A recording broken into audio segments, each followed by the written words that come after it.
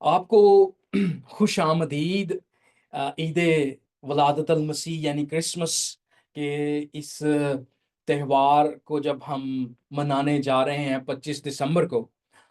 لیکن اہل مسیحی ایماندار لوگ جو مسیح پر ایمان رکھتے ہیں وہ مہینوں پہلے ہی اس کی تیاریاں شروع کر دیتے ہیں، اور 1 دسمبر کو ہم اس کے اور جو ہے وہ ہر روز مسیح کی ولادت کے بارے میں سوچتے ہیں، ان حوالہ جات کو پڑھتے ہیں.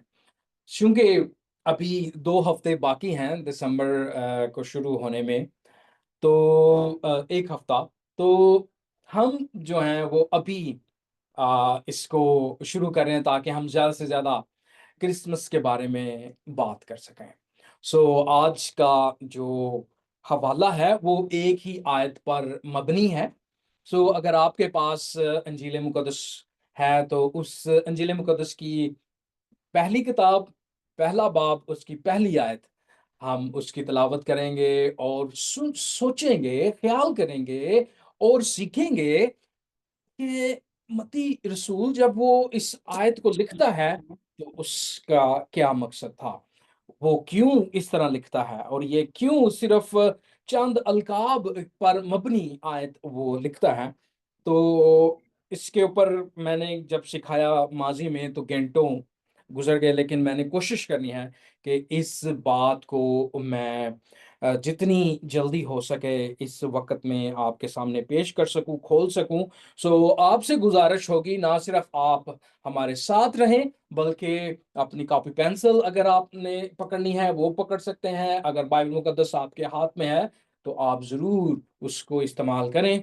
ویسے چند آیات کو ہم یہاں پر اسکرین پر بھی دکھائیں گے، لیکن کئی آیات ہم صرف پڑھ دیں گے، اور اگر آپ کو نوٹس کی ضرورت ہوئی تو ضرور آپ ہمیں میسج کر سکتے ہیں. جی، آیت مبارکہ یوں ہے: یسوع مسیح ابن داؤد ابن ابراہام کا نسب نامہ. یہ آیت جب ہم پڑھتے ہیں تو متی رسول اپنی انجیل کے ابتدا میں یہ کرتا ہے بات کہ مسیح کون ہے. یسوع مسیح ہے اور پھر ابن داؤد ہے اور ابن ابراہام کا نسب نامہ. اگر آپ اگلی 17 آیات کو پڑھیں گے تو آپ کو معلوم ہوگا کہ دراصل یہ نسب نامہ کی ہیڈنگ ہے. بالکل، یہ اگر آپ ان اگلی آیات کو دیکھیں گے تو آپ کو پتہ چلے گا کہ مسیح کے نسب نامہ کی یہ ہیڈنگ ہم سمجھ سکتے ہیں کہ یہ نسب نامہ جو ہے وہ کس کا ہے. یسوع مسیح ابن داؤد ابن ابراہام کا نسب نامہ. جب ہم اس بات کو دیکھتے ہیں کہ یہ نسب نامہ ہے، لیکن اس کی ہیڈنگ کی کیا ضرورت تھی، یا اگر ضرورت تھی تو ان الفاظ کو کیوں بیان کیا گیا. کیونکہ اکثر اعتراض کیا جاتا ہے کہ یسوع مسیح کو ہم مانتے ہیں خدا کا بیٹا، لیکن یہاں پر ہم کہہ رہے ہیں کہ وہ داؤد کا بھی بیٹا ہے جو مسیح سے 1000 سال پہلے ہوا، اور پھر ہم کہہ رہے ہیں کہ یسوع مسیح ابراہیم کا بھی بیٹا ہے جو حضرت داؤد سے بھی سینکڑوں سال پہلے ہو گزرے. تو یہ کیسے ممکن ہے، کیا بات ہے، کیا ماجرا ہے. اسی بات کو دراصل اگر آپ دیکھتے ہیں متی کی انجیل اس کے پورے 28 چیپٹرز کو، ابواب کو جب آپ پڑھتے ہیں تو آپ کو معلوم ہوگا کہ اس ہیڈنگ کو جب وہ لیتا ہے تو وہ جگہ جگہ اس کو ثابت کرتا ہے.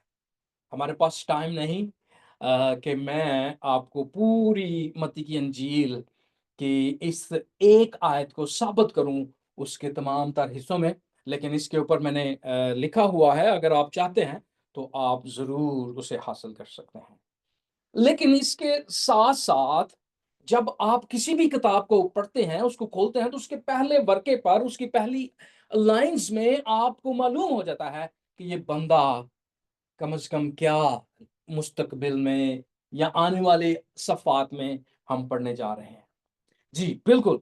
और मत्ती रसूल जब वो लिखता है तो वो दरअसल पुराने अहदनामा की शख्सियात का ज़िक्र करता है और वो कहता है कि यीशु जो हैं वो मसीह हैं।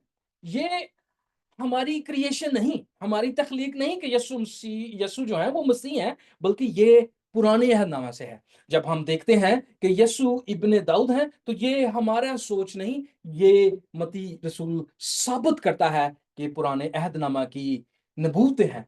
फिर वो कहता है कि यीशु मसीह इब्ने इब्राहीम हैं, तो इसका क्या मतलब है? वो कहता है कि ये मेरी बात नहीं, बल्कि ये पुराने अहदनामा की बात है। क्यों हम इसको देखते हैं? अगर आप 28 चैप्टर्स को पढ़ते हैं तो उसमें 60 दफा, 60 टाइम्स, 60 बार मत्ती रसूल पुराने अहदनामा की बात करता है। वो जिस तरह अभी मैंने आपको बताया कि वो इब्राहिम जो यहूदियों का जद्दा अमजद है, उसकी बात करते हैं। फिर उसके बाद वो, अगर आप इसी चैप्टर को देखें तो बार-बार वो कहता है नबियों की मार्फत, यशायाह नबी की मार्फत, यिर्मयाह नबी की मार्फत, योएल नबी की मार्फत, और इस तरह वो बार-बार अपनी बात को साबित करने के लिए वो नबियों की बात करता है, मीका की बात करता है, होशिय्याह की बात करता है और ज़बूर में से। और फिर वो यीशु मसीह के अल्फाज बताता है कि जब यीशु मसीह तालीम दे रहे थे तो वो बताते हैं कि वो नबियों की बातों को, उनकी किताबों को पूरा करने आए हैं। ये था एक जायजा जो मैं चाह रहा था कि आप समझ सकें कि ये आयत हमें कहाँ लेके जा रही है। पहली बात ये। इससे पहले मैं आपको तफ़सीर की तरफ जाऊँ, मैं आपको एक और बात याद दिलाना चाहता हूँ, वो है बाइबली इल्म इलाहियात।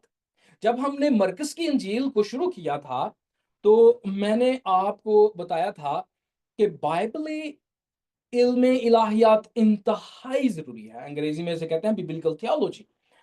बहुत ज़रूरी है और इसके 4 जो है स्टेप्स मैंने आपको बताए थे, वो हमें हर एक बात में, हर एक जगह देखने चाहिए। वो 4 इकदाम या 4 नकात क्या थे? पहला क्रिएशन, तख्लीक। दूसरा गिरावट, गुनाह का आना। तीसरा नजात और चौथा नई तख्लीक। सो इस ये मुख्तसरन तौर पर मैंने आपको बाइबली इल्म इलाहियात के निकात बताए हैं। ये इस तरह की बात करती है और इस आयत को जब हम तफसीर करने जा रहे हैं तो माने या समझें या ना समझें, अभी मैं इन्हीं 4 निकात को आपके दरमियान साबित करने वाला हूँ। अगर आप अपनी जो है वो कानों को खोल के रखेंगे और सोचते रहेंगे कि ये 4 निकात कैसे पूरे होते हैं, तो आप यकीनन एंड पे कहेंगे कि वाक़ई ये काम हुआ है। और फिर हम इस बात पर आएँगे कि वलादत मसीह की अहमियत को हम समझ सकेंगे। सो हम अपनी आयत को फिर दोबारा रिपीट करेंगे। यीशु मसीह इब्ने दाऊद और इब्ने इब्राहिम का नसबनामा। अगर आप लफ्ज़ मसीह को समझते हैं, तो बहुत उम्दा बात है। ये लफ्ज़ हमें ख़ुसूसी तौर पर समझ देता है ज़बूर 2 में। इसमें मसीह का मतलब खुदा का बेटा है। ज़बूर 2 की मैं बात कर रहा हूँ। 1000 साल पहले हज़रत दाऊद ने मसीह की तशरीह ज़बूर 2 में कर दी थी और वहाँ पर 3 जो है वो हिस्से हैं उस ज़बूर के। पहले हिस्से में फरमाया गया है कि इस दुनिया के बादशाहों ने क्यों बगावत शुरू की है और हंसते हैं किसके खिलाफ? मसीह और खुदा के खिलाफ। फिर درمیان میں ہمیں معلوم ہوتا ہے کہ اسی مسیح کو خدا کا بیٹا کہا جاتا ہے، اور کہا جاتا ہے کہ ساری جو ہے یہ مملکت میں نے تجھے دی، مجھ سے مانگ۔ خدا اپنے بیٹے کے ساتھ بات کر رہا ہے۔ تیسرا حصہ ہم دیکھتے ہیں جس میں کہا جاتا ہے کہ بیٹے کو چومو، تاکہ ایسا نہ ہو کہ وہ غضب میں آئے اور تم کو ہلاک کرے۔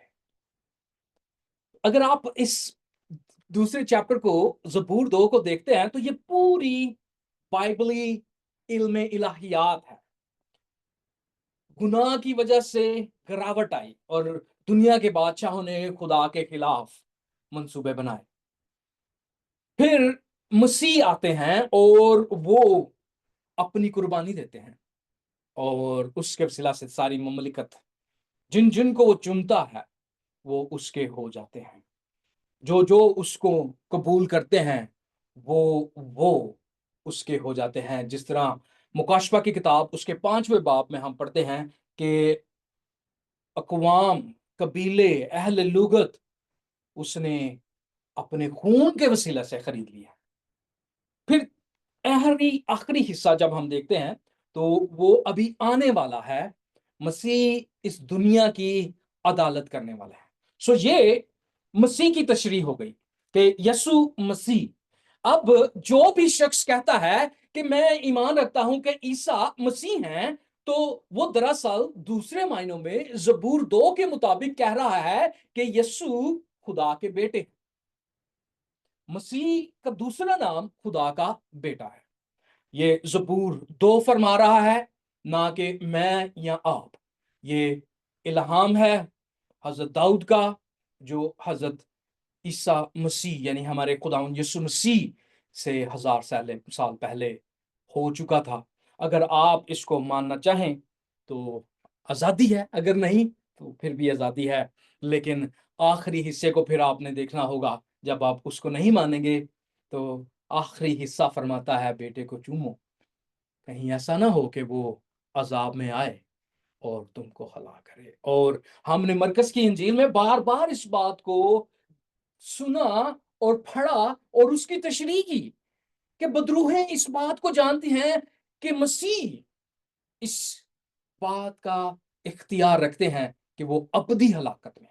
مرکز کی انجیل اس بات کی دلالت ہے کہ وہ شہنشاہ روم کو فرماتا ہے کہ تو شہنشاہ نہیں، حقیقی شہنشاہ یسوع مسیح ہے۔ تو شاید کسی کو ابھی ہلاک کر سکتا ہے، لیکن مسیح یسوع ابدی ہلاک کر سکتے ہیں۔ سو یہ تشریح ہے مسیح کی اور اس لفظ کی۔ آگے چلتے ہیں تو ابن داؤد اور ابن ابراہیم کی کیا بات ہے۔ تو یہاں پر میں آپ کو واضح کرتا چلا جاؤں کہ ہم نے جب ابن داؤد کہنا ہے تو اس کا کانٹیکسٹ کیا ہے؟ اس کا کانٹیکسٹ ہے کہ یسوع مسیح بادشاہ ہیں۔ یہ وعدہ ابن داؤد کا یہ وعدہ ہے کہ داؤد کا تخت سدا کے لیے قائم اور دائم رہے گا۔ یہ آسان تشریح ہے اور اس تشریح کو ہم ثابت کریں گے آگے چل کے۔ جب ہم کہتے ہیں کہ یسوع ابن ابراہیم ہیں یا ابراہم ہیں، تو دراصل ہم وہ وعدہ کر رہے ہیں، اس کی طرف اشارہ کر رہا ہے متی، جہاں وہ فرماتا ہے کہ دنیا کے لوگ، قبیلے، امتیں، اہل لغت ابراہیم کی نسل سے برکت پائیں گی۔ یہ وہ وعدہ ہے اور اس لیے وہ مسیح کو ابن ابراہیم کہتا ہے۔ سو جب برکت کی بات آتی ہے تو یہاں پر ہم دیکھیں گے کہ دوسرے معنوں میں حضرت ابراہیم یا ابن ابراہیم کا معنی ہے کہانت، اور وہ کہانت کیا ہے؟ برکت۔ سو یسوع مسیح وہ ابراہیم کا بیٹا ہے جس کے وسیلہ سے کہانت ہوگی، اور اس کہانت کے وسیلہ سے सारी कौमें बरकत पाएंगी। काहिन या जो इमाम होता है वो खुदा के और इंसान के दरमियान होता है, और उसके वसीला से लोगों को बरकत मिलती है। और यहाँ पर इब्राहिम का बेटा होने की जो बात है, तशरीह है, वो है मसीह, इमाम है, काहिन है, रूहानी पेशवा है। सो अगर आपको इन दो बातों की समझ लगी तो अब जो बातें मैं करने लगा हूं वो आपके लिए आसान होंगी। अगर आप हजरत आदम को देखते हैं तो हजरत आदम दरअसल पहले ऐसे इंसान थे जो मसा किए गए थे। किस काम के लिए? बादशाह होने के लिए और काहिन होने के लिए। किस काम के लिए? बादशाह होने के लिए और काहिन होने के लिए। और ये हम कहाँ पढ़ते हैं? अगर आप पैदाइश की किताब उसका पहला बाब वो पढ़ें तो आपको वहां पर 26 और 28 आयात में ये चीज मिलेगी। यहां पर हम क्या देखते हैं? यहां पर लिखा है, फिर खुदा ने कहा हम इंसान को अपनी सूरत पर अपनी शबीह की मानत बनाएं, और वो समुंदर की मछलियों और आसमान के परिंदों और चौपायों और तमाम जमीन और सब जानदार पर जो जमीन पर रेंगते हैं इख्तियार रखे। मैंने फरमाया था इब्ने दाऊद से मुराद बादशाह है। बादशाह के पास क्या होता है? इख्तियार। और यहां पर खुदा आदम को क्या दे रहा है? इख्तियार। और खुदा ने इंसान को अपनी सूरत पर पैदा किया, खुदा की सूरत पर उसको पैदा किया, नारो नादी नारी उनको पैदा किया, और खुदा ने उनको बरकत दी और कहा, अब क्या दी? बरकत। उनके पास क्या है अब? कहानत की बात है उनके पास। और क्या है वो? बरकत दी और कहा फलो बढ़ो और ममूर और महकूम करो। क्या करो? मामूर और महकूम। किसकी कुदरत के साथ? खुदा की कुदरत को, खुदा के नाम को, खुदा की इस मोहब्बत को जो खुदा उनके साथ कर रहा है, उसके उसको इस जमीन पर ले जाओ और मामूर और महकूम करो, और समंदर की मछलियों और हवा के परिंदों और कुल जानवरों पर जो जमीन पर चलते हैं, क्या हो? तुम उन पर इख्तियार रखो। फिर अगले चैप्टर दूसरा बाब और उसकी 15 और 17वीं आयत तक हम पढ़ते हैं तो यहाँ पर वाजिया तौर पर हमें कहानत की पिक्चर नजर आती है। और वो क्या है? और खुदावंद खुदा ने आदम को लेकर बाग अदन में रखा कि उसकी क्या करे? बागबानी और निगहबानी करे। एक रूहानी पेशवा क्या करता है? वो अपने लोगों की बागबानी करता है और निगहबानी करता है। उनकी उनके अंदर जो गलत जड़ी बूटियां, जो जो गुनाह, जो गलत काम, जो गलत आदतें होती हैं, उनके ऊपर उनको बताता है कि इनको आप निकालें, फेंक दें। और फिर वो ना सिर्फ वो उनकी इसमें मदद करता है बल्कि वो निगहबानी भी करता है ताकि कोई दूसरा शख्स उनके ऊपर अटैक ना कर दे, ताकि कोई दूसरा दुश्मन आके इनको नुकसान ना दे। और खुदावंद ने आदम को हुक्म दिया और कहा कि तू बाग के हर दरख्त का फल बेरोक टोक खा सकता है, लेकिन नेको बद की पहचान के दरख्त का कभी न खाना, क्योंकि जिस रोज तूने उसमें से खाया तू मरा। मैं इसको अक्सर यूं बताता हूं कि आदम हजरत आदम को कितने हुक्मों की शरीयत मिली थी? और वो जवाब है एक हुक्म, कि तू शजरे ममनू से ना खाना। ये एक शरीयत का हुक्म था। उसकी सारी जो शरीयत है उसका दारोमदार एक हुक्म के ऊपर है। और वो क्या है? कि तू शजरे ममनू से ना खाना। अगर तू खाएगा तो क्या करेगा? मर जाएगा। अब हम इस बात को जानते हैं, और अगर आप नहीं जानते तो मैं आपको बता देता हूं कि हजरत आदम ने वो फल खाया, और जब उसने खाया तो वो रूहानी तौर पर इंतकाल हुआ उसका। उस स्टेट से जहां वो था اس میں سے نکل کے وہ فرق اسٹیٹ میں آ گیا، موت کی حالت میں آ گیا۔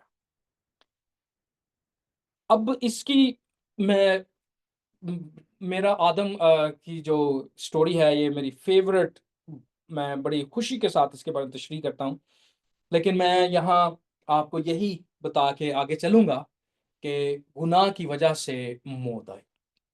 اب یہ آدم جس کو خدا نے اختیار دیا اور بادشاہ بنایا اور باغبانی اور نگہبانی یعنی کاہن بنایا اپنی مخلوقات کے لیے، تو گناہ کرنے کی وجہ سے، نافرمانی کرنے کی وجہ سے کیا ہوا؟ یہ پہلا بادشاہ اور پہلا کاہن فیل ہو گیا۔ اب اگر آپ پیدائش 3 باب پڑھیں تو اس میں واضح طور پر ہمیں پتہ چلتا ہے کہ گناہ کی وجہ سے سانپ کو لعنت ملی، عورت پر لعنت آئی اور مرد پر لعنت آئی، اور اس کے ساتھ ساتھ خدا نے کہا کہ تیری وجہ سے زمین لعنتی ہوئی۔ سو اب یہ سارا نظام ٹوٹ چکا تھا، یہ سارا نظام خراب ہو چکا تھا۔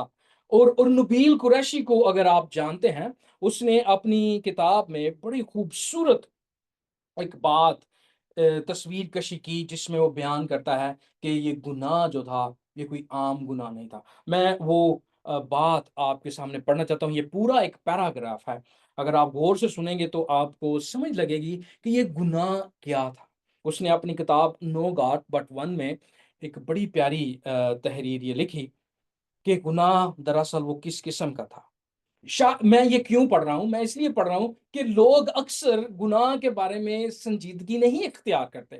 وہ سمجھتے ہیں ہم دعا کریں گے گناہ معاف ہو جائے گا نہ، پھر وہ میں پیچھے چلا جاؤں گا اور پھر میں خدا کی صفات اور خدا کی پاکیزگی کے بارے میں بات کرنا شروع کر دوں گا۔ میں آپ کو صرف ایک لائن میں اس کے بارے میں بتاتا ہوں کہ ہم ایمان رکھتے ہیں خدا پاک ہے اور اس کی صفات کبھی تبدیل نہیں ہو سکتی۔ اگر خدا کی صفات انصاف ہے تو پھر اس کا تقاضا ہے کہ وہ گناہ گار کو سزا دے گا، لیکن اس کے ساتھ وہ رحم بھی کرتا ہے تو اس کی صفت آئے گی۔ لیکن اگر وہ اپنی صفت انصاف کو چھوڑ دیتا ہے اور رحم کو پکڑ لے گا تو پھر وہ تبدیل ہو گیا۔ اس کو دونوں طرح سے اس کو بیلنس متوازی کرنا ہوگا، اور اسی بات کو ہم ولادت مسیح کہتے ہیں کہ اس پہ ہم دیکھتے ہیں کہ کیسے خدا متوازی طور پر وہ انصاف بھی کرتا ہے اور وہ رحم بھی کرتا ہے، اور وہ کس طرح کرتا ہے وہ ہم سیکھنے جا رہے ہیں۔ لیکن میں اس گناہ کی جو ہے حدود اور اس کی حقیقت کو نبیل قریشی کے الفاظ کے ساتھ میں نے ان کو ترجمہ کیا ہے، آپ کے سامنے پیش کرتا ہوں۔ جب انسان خدا کی نافرمانی کرتا ہے تو یہ خدا کو رد کرنے کے مترادف ہے، زندگی کے منبع کو رد کرنا ہے۔ اسی طرح ہم اپنے اوپر موت لاتے ہیں۔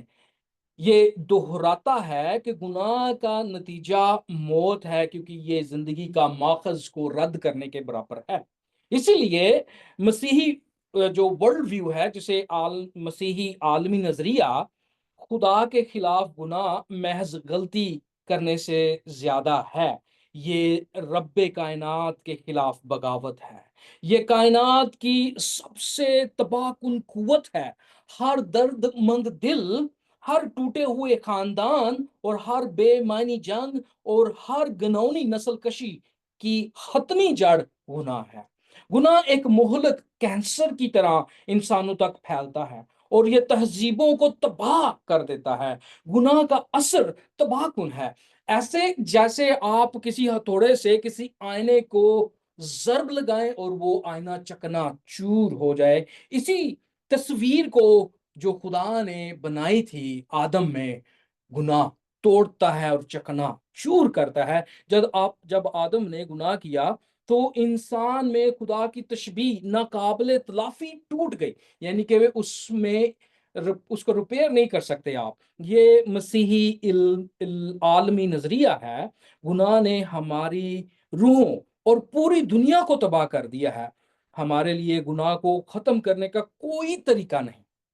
हम अपनी रूहों को इकट्ठा फेंकने के लिए सिर्फ चंद अच्छे काम करने से जन्नत में नहीं जा सकते। यानी कि दूसरे मायनों में ये मुश्किल जुमला मैंने बोल दिया, हम चंद नेक काम करने से जन्नत में नहीं जा सकते।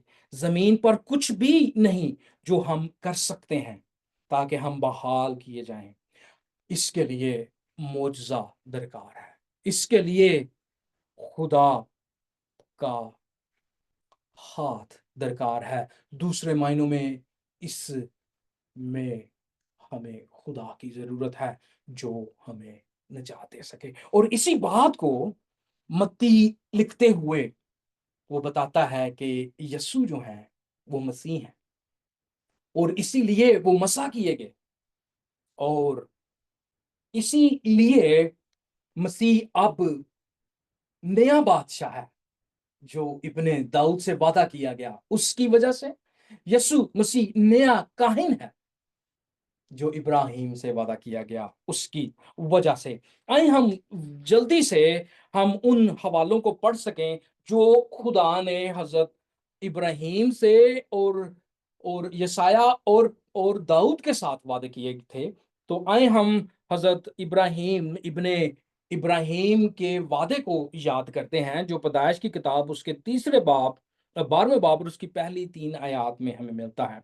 और यूं फरमाया गया, और खुदावंद ने अब्राम से कहा कि तू अपने वतन और अपने नातेदारों के बीच से और अपने बाप के घर से निकलकर उस मुल्क में जा जो मैं तुझे दूंगा, और मैं तुझे एक बड़ी कौम बनाऊंगा और बरकत दूंगा और तेरा नाम सरफराज करूंगा, सो तू बाइस से बरकत होगा। जो तुझे मुबारक कहेंगे उनको मैं बरकत दूंगा, और जो तुझ पर लानत करेंगे मैं उन पर लानत करूंगा। खास वादा, खास बात, और जमीन के सब कबीले तेरे वसीला से बरकत पाएंगे। यीशु मसीह को इब्ने इब्राहिम होना बड़ा लाजमी था अगर वो सारी कौमों के लिए बरकत का सबब बनते हैं।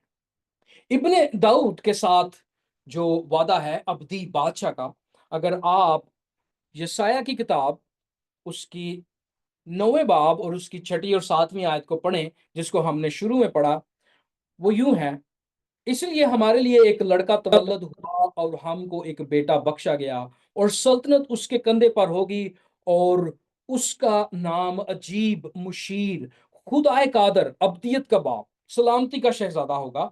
उसकी सल्तनत के इकबाल और सलामती की कुछ इंतहा ना होगी।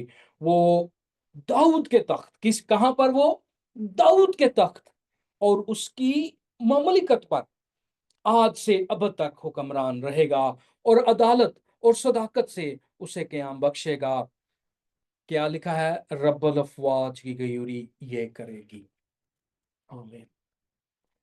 लेकिन ये तो हो गया यसाया नबी के साथ किया गया वादा, लेकिन जो डायरेक्टली खुदा ने हजरत दाऊद के साथ बात की थी वो यूं थी। अगर आप दूसरा सैमुएल उसके 7वें बाब और उसकी 16 और से 12 से 16 आयात को पढ़ें तो वो यहाँ पर यूं है, और जब तेरे दिन पूरे हो जाएंगे और तू अपने बाप के साथ सो जाएगा तो मैं तेरे बाद तेरी नस्ल को जो तेरे सुलभ से होगी खड़ा करके उसकी सल्तनत कायम करूंगा। कौन कर रहा है? खुदा। वही मेरे नाम के का एक घर बनाएगा और मैं उसकी सल्तनत का तख्त उसकी सल्तनत का तख्त क्या करूंगा? हमेशा के लिए कायम करूंगा, और मैं उसका बाप हूंगा, वो मेरा बेटा होगा। मसीह के बारे में अगर कोई समझता है कि हमने मनगढ़ंत बना लिया है बात कि वो खुदा का बेटा है, तो ये हजरत दाऊद को सबसे पहले खुशखबरी बताई गई थी इल्हाम के वसीला से कि मसीह खुदा का बेटा होगा। अगर वो खता करे तो मैं उसे आदमियों की लाठी और बनी आदम के ताजियानों से तंबी करूंगा, पर मेरी रहमत उससे जुदा ना होगी जैसे मैंने उसे साउल से जुदा किया। साउल कौन था? साउल इसराइल का पहला बादशाह था। सो وہ بادشاہ رد کیا گیا تھا، لیکن یہ بادشاہ کبھی بھی رد نہیں ہوگا۔ یہاں پر غور طلب بات، اور تیرا گھر اور تیری سلطنت سدا، کیا لفظ ہے یہاں پر؟ سدا بنی رہے گی، تیرا تخت ہمیشہ، کیا لفظ ہے یہاں پر؟ ہمیشہ کے لیے قائم کیا جائے گا۔ پھر آپ کو زبور 89 میں 99 میں، پھر 132 میں خدا بار بار اپنے ان وعدوں کو یاد کرتے ہوئے نظر آتا ہے، اور حضرت داؤد اس کو بار بار رپیٹ کرتے ہیں۔ یہاں پر بات جو ہے وہ بڑی اہم بات ہے۔ جب ہم اس آیت کو پڑھتے ہیں، یسوع مسیح ابن داؤد ابن ابراہیم کا نسب نامہ، اور ہم یہاں پر بات کر رہے ہیں پرانے صحیفوں کی، زبور کی، توریت کی، اور صحائف انبیاء کی ہم بات کر رہے ہیں، تو ہمیں تو بتایا گیا تھا کہ یہ منسوخ ہو چکی ہیں، ہمیں تو بتایا گیا تھا کہ یہ ابھی کارآمد نہیں، ہمیں تو بتایا گیا تھا کہ جب موسیٰ گئے تو داؤد آئے، تو داؤد کی وجہ سے جو ہے وہ توریت منسوخ ہو گئی اور زبور آ گیا۔ اور جب ہمیں بتایا جاتا ہے، اس سے بعد ہمیں بتایا جاتا ہے کہ جب داؤد گئے تو انبیاء کرام آئے تو ان کے صحیفے پھر چلنے شروع ہو گئے، زبور ختم ہو گیا۔ لیکن یہاں پر بات ہی فرق ہم دیکھ رہے ہیں۔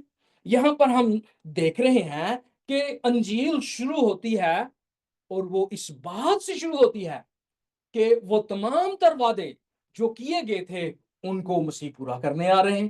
وہ وعدہ جو حضرت ابراہیم سے توریت میں کیا گیا تھا وہ پورا ہو رہا ہے۔ یہاں پر ہم دیکھتے ہیں جو وعدہ زبور میں حضرت داؤد سے ہوا تھا وہ پورا ہو رہا ہے۔ ہم یہاں پر حضرت یسایہ کی کتاب میں سے دیکھ رہے ہیں کہ صحائف انبیاء سے جو وعدہ پورا کیا گیا تھا وہ پورا ہو رہا ہے۔ تو بھائی منسوخ کہاں پر ہو رہی ہے بات؟ کیسی حیران کن بات ہے۔ کسی نبی نے یہ دعویٰ نہیں کیا کہ میں توریت، زبور اور صحائف انبیاء کو منسوخ کرنے آیا ہوں، بلکہ سب نے اس بات کا دعویٰ کیا ہے کہ ابدی بادشاہ، ابدی کاہن مسیح آنے والا ہے۔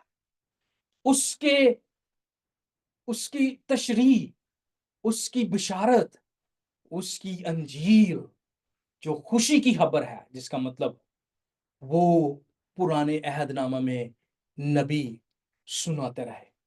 اگر آپ پطرس کا خط اس کا پہلا باب دیکھیں تو وہاں پر وہ فرماتا ہے کہ نبی اپنے بارے میں کچھ نہیں فرماتے تھے، بلکہ وہ آنے والی نجات کے بارے میں تمہاری خدمت کرتے تھے، اور فرشتے اس کے منتظر تھے کہ مسیح کب آئے گا۔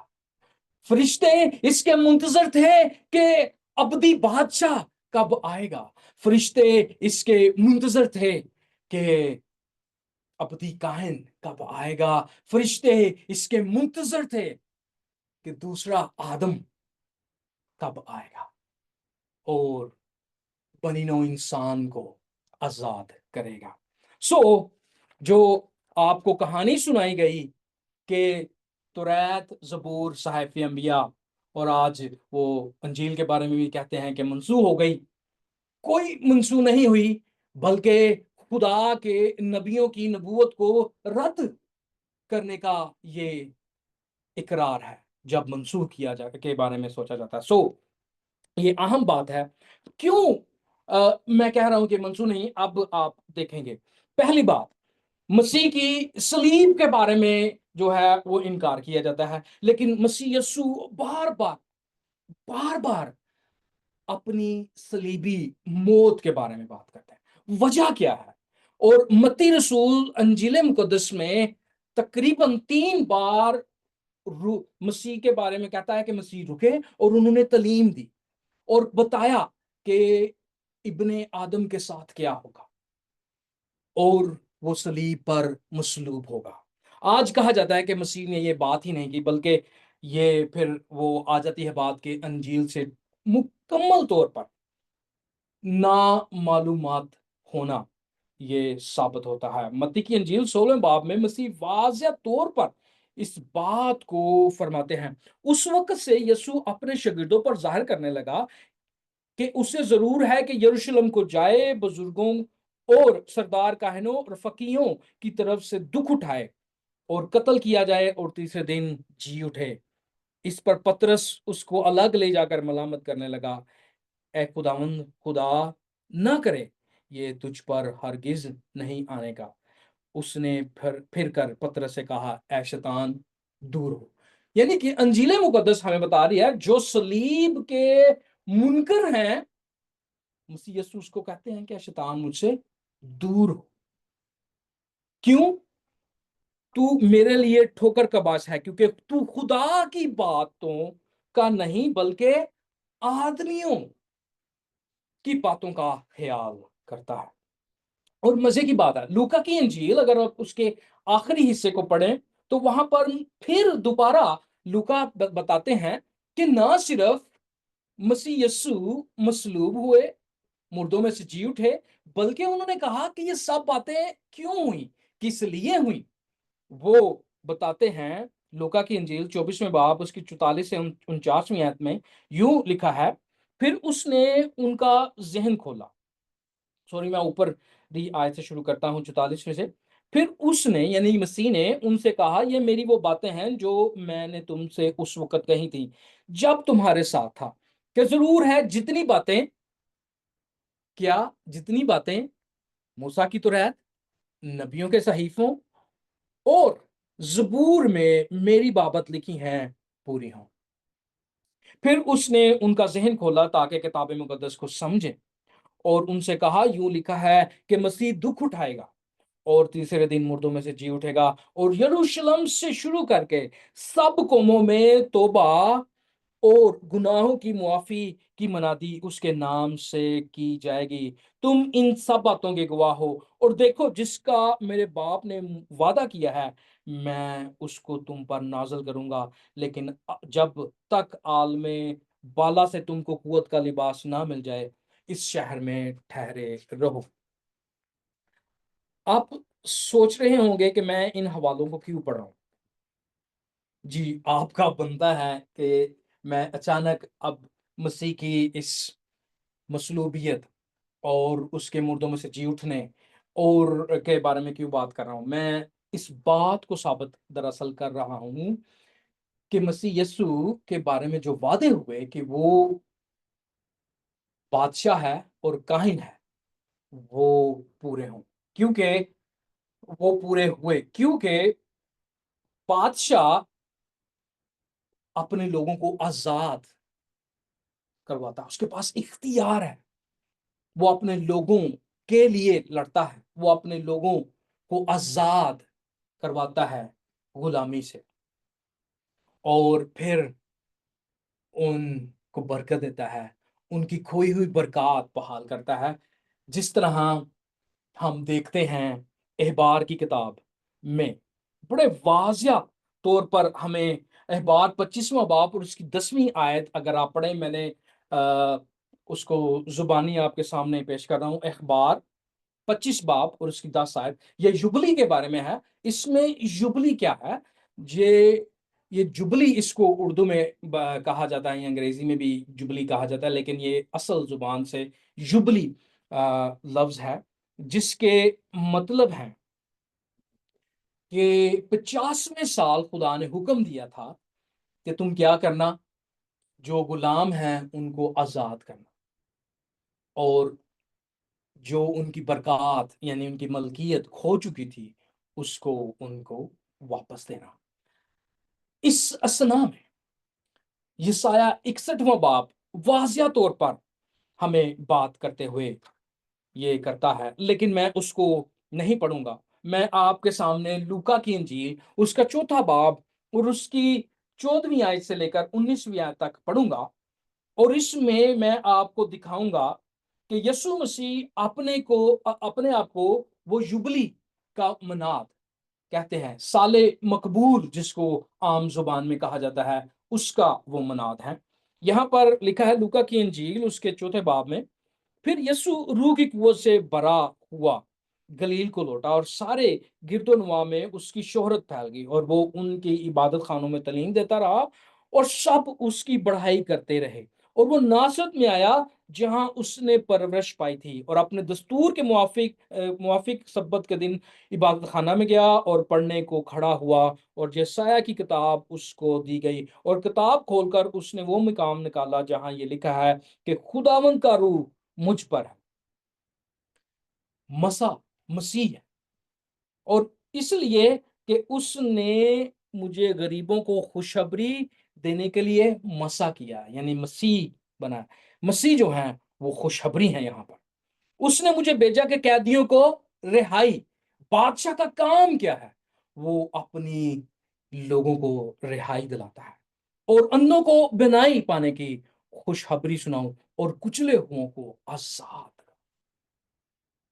یہ کہانت کی لائن آ گئی، اور خداوند کے سال مقبول کی منادی کروں۔ کاہن خدا کے کاموں کو، خدا کے باتوں کا اعلان کرتا ہے۔ جب بھی کاہن قربانی دے کے باہر آتا تھا، سالانہ قربانی، تو وہ اعلان کرتا تھا کہ تمہارے گناہ معاف۔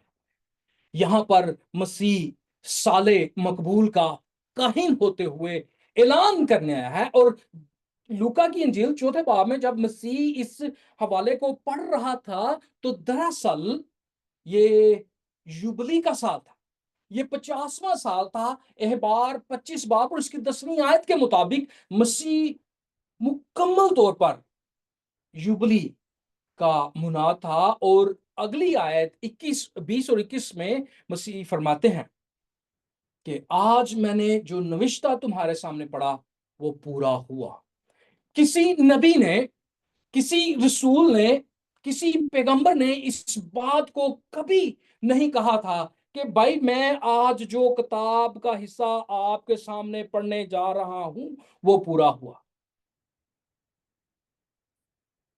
سوائے مسیح یسوع کے۔ اس کے پاس یہ اختیار ہے، کیونکہ وہ حقیقی بادشاہ اور وہ حقیقی خداوند ہے۔